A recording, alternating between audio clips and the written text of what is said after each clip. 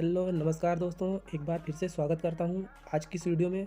दोस्तों, इस वीडियो में हम बात करेंगे बीए तृतीय वर्ष का हिंदी प्रथम प्रश्न पत्र जो है हमारा काव्य भाषा और हिंदी भाषा, जिसमें हम दोस्तों पढ़ेंगे आज मध्यकालीन भारतीय आर्य भाषा।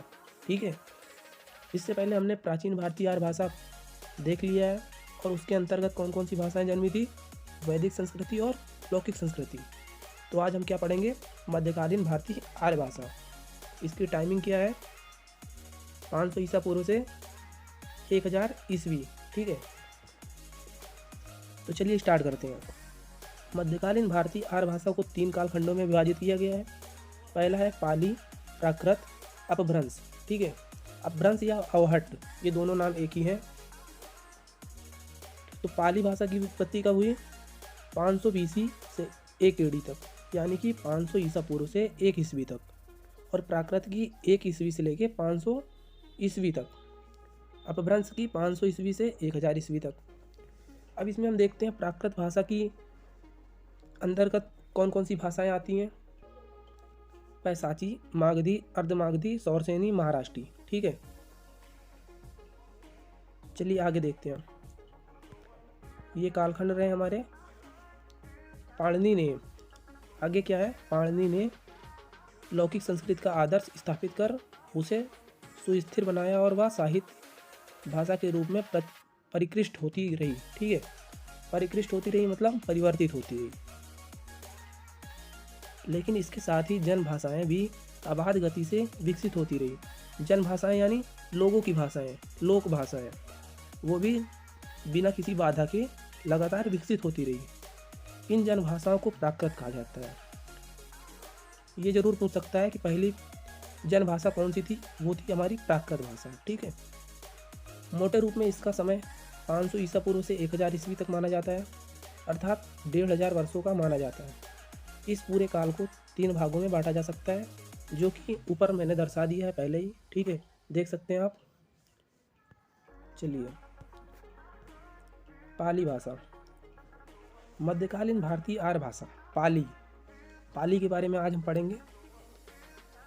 मध्यकालीन भारतीय आर्य भाषा के प्रथम काल में पाली और अशोक के शिलालेख की भाषा आती है।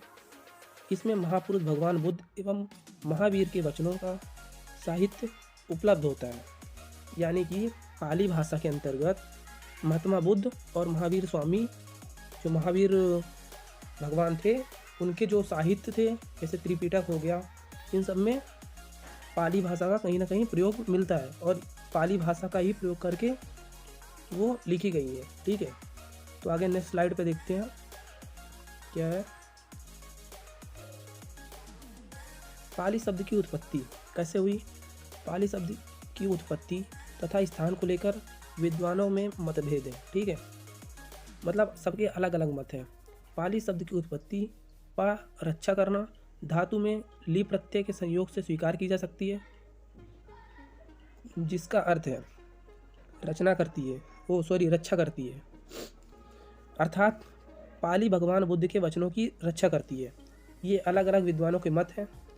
पाली का संबंध बौद्ध धर्म से होने के कारण इसका अधिक प्रसार प्रचार जो हुआ था, भारत के अतिरिक्त भी कई देशों में हुआ था। ठीक है, सम्राट अशोक के अभिलेख इसके ऐतिहासिक महत्व को प्रतिष्ठित करते हैं। पाली का सर्वप्रथम प्रयोग बुद्ध ने किया था, किंतु इसका लिखित रूप अशोक के शिलालेखों में मिलता है। शिलालेख समझ रहे हैं, शिलालेख यानी कि कोई भी बड़े बड़े स्तंभ होंगे, पत्थर होंगे, उस पर अगर कोई चीज़ लिख दिया गया तो वो क्या बन जाता है, शिलालेख बन जाता है। ठीक है, शिला मतलब आप समझ रहे होंगे पत्थर, और पत्थर पर लिखा हुआ लेख शिलालेख कहलाता है। ठीक है, यह शिलालेख ब्राह्मी एवं खरोष्ठी में लिखे गए थे। असल में पाली बौद्ध धर्म के प्रसार के साथ न केवल समग्र भारत की भाषा बन गई थी, बल्कि उस युग में उसका अंतर्राष्ट्रीय महत्व हो गया था और उसका प्रचार प्रसार कई देशों में फैल चुका था, या व्याप्त था, जैसे चीन, जापान, श्रीलंका, नेपाल में तो था ही। ठीक है, तो आगे हमारा क्या है, पाली में गौतम बुद्ध के उपदेशों का संग्रह, त्रिपिटक, मैंने बताया त्रिपिटक कथाएं एवं जिसमें बौद्ध धर्म के समग्र ग्रंथ लिखे गए हैं, वो सब पाली भाषा में थे। ठीक है, अब जान लेते हैं, आगे पढ़ेंगे पाली भाषा की समान विशेषताएं क्या थी। ठीक है, तो पहली विशेषता क्या है, पाली में लिंग 3 है। किंतु वचन 2 ही है। लिंग 3 कौन कौन से? पुल्लिंग, स्त्रीलिंग और उभयलिंग। ठीक है, किंतु वचन 2 ही है। वचन कौन कौन से? एक वचन और बहुवचन। इसमें दो वचन का प्रयोग नहीं होता है। पाली में तद्भव शब्दों का प्रयोग अधिक रहा है। तद्भव यानी समझ रहे हैं, संस्कृत का जो टूटा फूटा रूप होता है वो तद्भव शब्द होते हैं, और जो संस्कृत के शब्द होते हैं वो तत्सम होते हैं। ठीक है। तीसरा क्या है? पाली में द्विवचन का प्रयोग नहीं होता है, जो मैंने पहले बता दिया है। चलिए नेक्स्ट स्लाइड पे देखते हैं। वो रही पाली भाषा। पाली भाषा आपको समझ में आया होगा, किसने कैसे जन्म हुआ उसका और कौन कौन से ग्रंथों में उसका उल्लेख मिलता है। तो अब देखेंगे प्राकृत भाषा, इसकी उत्पत्ति कैसे हुई। ठीक है, प्राकृत भाषा की उत्पत्ति बताते हुए, ये बहुत इंपॉर्टेंट क्वेश्चन है।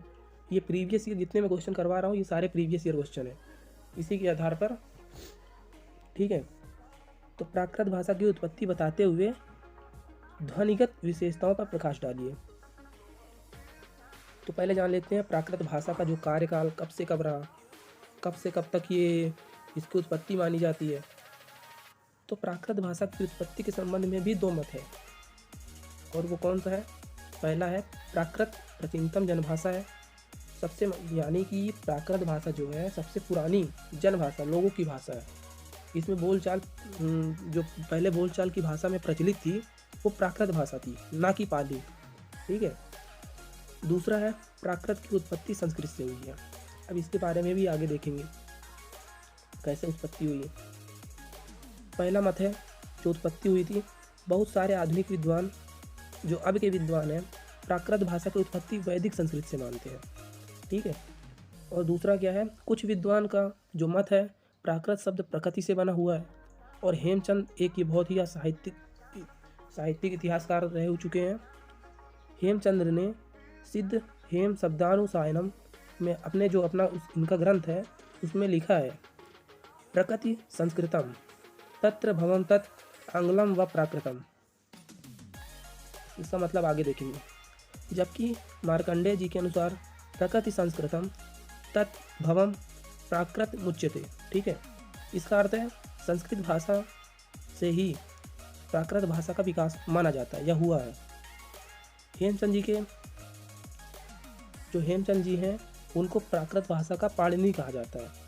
और पाणिनि ने क्या किया था, यहाँ पे पाणिनि नहीं होंगे, पाणिनि कहा जाता है, यानी पाणिनि कुछ ना कुछ तो रहे होंगे। वो व्याकरण के एक तरह से जन्मदाता थे। ठीक है। अब इसके बाद देखेंगे साहित्य, इसका साहित्य क्या रहा।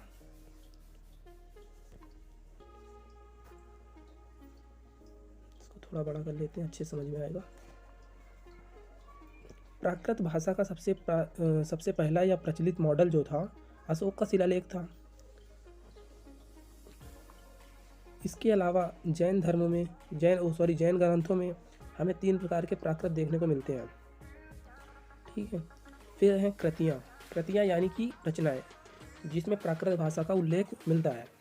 नाट्य शास्त्र बहुत ही फेमस ये एक रचना है जो भरत मुनि ने इसकी रचना की थी। और प्राकृत लंकेश्वर, प्राकृत चंद्रिका, प्राकृत व्याकरण जो कि हेमचंद्र जी इसके लेखक हैं, और कर्पूर मंजरी जो कि शेखर इसके लेखक हैं। ये सब कौन कौन सी भाषाओं में प्रचलित है, यानी कौन सी भाषा में प्रचलित है, इसमें ही प्राकृत भाषा में ये देखने को मिलते हैं। आदि ग्रंथों में हमें प्राकृत भाषा की झलक देखने को मिलती है। ठीक है। प्राकृत भाषा का वर्गीकरण कैसे हुआ, आगे पढ़ते हैं। प्राकृत भाषा का वर्गीकरण विभिन्न विद्वानों ने भिन्न ढंग से किया है। वररुचि का जो ग्रंथ था प्राकृत प्रकाश ग्रंथ में प्राकृत भाषा के 4 भेद बताए हैं। पहला महाराष्ट्री, पैसाची, मागधी, सौरसेनी। ठीक है। अब हेमचंद जी ने आगे क्या बताया है, प्राकृत व्याकरण में जो इनका एक ग्रंथ है प्राकृत व्याकरण में प्राकृत भाषा के 3 भेदों की चर्चा की है। ठीक है। कौन कौन से? आरसी, अर्धमागधी जिसे बोलते हैं, चूलिका, पैसाची और अपभ्रंश। ये हेमचंद जी के हैं, और ये वररुचि के ये 4 हैं, महाराष्ट्री, पैसाची, मागधी और सौरसेनी। नेक्स्ट स्लाइड पे देखते हैं।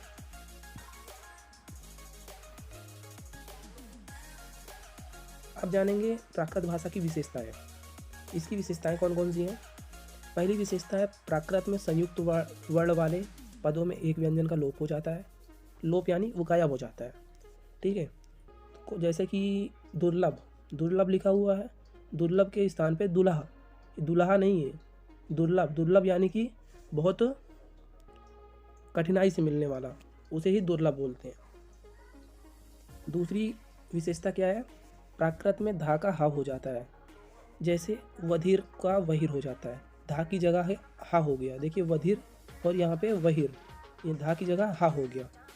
दूसरा क्या है, व्याध का वाह, यहाँ भी धा की जगह हा हो गया है, ठीक है, आदि। इसके बाद की विशेषता, प्राकृत भाषा को, जो प्राकृत भाषा है, प्राचीन भारतीय आर्य भाषा की ऋषि का सर्वथा अभाव रहता है, यानी कि प्राकृत भाषा में ऋषि का कहीं प्रयोग नहीं मिलता है, ठीक है। एक विशेषता ये हो गई। अगली विशेषता है, प्राकृत में ऋषि वर्ण के स्थान पर आ, ई, उ और री का प्रयोग मिलता है। प्राकृत भाषा में अ, औ के स्थान पर हमें ए, ओ का प्रयोग मिलता है, यानी कि दीर्घ स्वर के छोड़ करके ह्रस्व स्वर का प्रयोग मिलता है। प्राकृत में हमें विसर्ग का प्रयोग बिल्कुल भी नहीं मिलता, यानी कि जो डबल बिंदी लगी होती है उसका प्रयोग बिल्कुल भी प्राकृत में हमें नहीं मिलता है, विसर्ग का, ठीक है। इसके बाद देखते हैं इसके जो भेद हैं, जो कि वरुचि ने बताए हैं ना, उसके भेदों को भी जान लेते हैं। पहला, महाराष्ट्री। महाराष्ट्री श्रेष्ठ तथा परिनिष्ठित या मानक प्राकृत मानी जाती है। इस प्राकृत का मूल स्थान महाराष्ट्र है, यानी उसके नाम से ही स्पष्ट है कि महाराष्ट्र नाम है, तो महाराष्ट्र में ही ये बोली जाती होगी, ठीक है। डॉक्टर हॉर्नले ने बताया कि महाराष्ट्री का अर्थ महान राष्ट्र की भाषा बताया है, ठीक है। महान राष्ट्र की भाषा महाराष्ट्री को बताया है। जॉर्ज ग्रियर्सन ने क्या बोला है, महाराष्ट्री प्राकृत से ही मराठी की उत्पत्ति मानी जाती है, यानी कि महाराष्ट्री प्राकृत से ही जो मराठी भाषा आज के समय में प्रचलित है वो इससे उत्पन्न हुई है। महाराष्ट्री प्राकृत से ही मराठी का विकास माना जाता है। समझ में आया होगा ये अच्छी तरीके से। तो आगे इसकी कृतियाँ कौन कौन सी, जैसे कि महाराष्ट्री में अगर कोई ना कोई उस टाइम पे साहित्यिक रहे होंगे, साहित्यकार रहे होंगे, तो उन्होंने कुछ ज़रूर रचना की होगी। तो उनकी रचनाएं कौन कौन सी हैं, ये है राजा हालकृत, गाहा सत्सई है, सेतुबंधा, गौड़ वहो या गौड़ वधा है, ठीक है। चलिए नेक्स्ट स्लाइड पे देखते हैं, लास्ट हमारा क्या है। वीडियो थोड़ी सी लंबी हो रही है तो मैनेज करिएगा, ठीक है, क्योंकि बहुत सारे टॉपिक इस पर कवर करने वाले हम लोग। सौरसेनी एक फेमस ये जो भाषा है सौरसेनी, ठीक है। सौरसेनी प्राकृत मूलतः सूरसेन या मथुरा के आसपास की बोली जाने वाली भाषा थी। मध्य देश की भाषा होने के कारण सौरसेनी बहुत प्रचलित थी या इसका बहुत ही आदर था, ठीक है। डॉक्टर पीसील के अनुसार इसका विकास दक्षिण में हुआ। सौरसेनी मूलतः नाटकों की गद्य भाषा के रूप में जानी जाती थी। सौरसेनी में ता, था के स्थान पर दा और धा का प्रयोग होता था। जैसे गच्छति को गच्छदी लिखा जाता था या बोला जाता था, ठीक है। आगे कौन सी भाषा है, पैसाची। पैसाची भाषा उस प्राकृत का रूप है जो प्राचीन भाषा में भारत के पश्चिमोत्तर प्रदेश में प्रचलित थी। इसी से समीपवर्ती दरद भाषाएं उत्पन्न हुई मानी जाती है, ठीक है।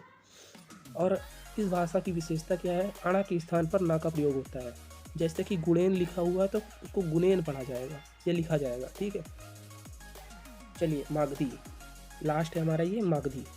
मागधी मूलतः मगध के आसपास की भाषा थी। मागधी नाम से ही स्पष्ट हो रहा है, मगध के आसपास की जो मगध महाजनपद था उसी के आसपास की बोली जाने वाली ये भाषा है। कुछ विद्वान इसका संबंध महाराष्ट्री से भी जोड़ते हैं। मागधी में कोई स्वतंत्र साहित्य की रचना प्राप्त नहीं हुई है, इसे गौड़ी भी कहा जाता है, ठीक है। चलिए दोस्तों, अगली वीडियो में हम जानेंगे अपभ्रंश भाषा और उसके बाद देखेंगे आधुनिक भारतीय आर्य भाषाओं के बारे में। आज के लिए बस इतना ही। Thank you so much.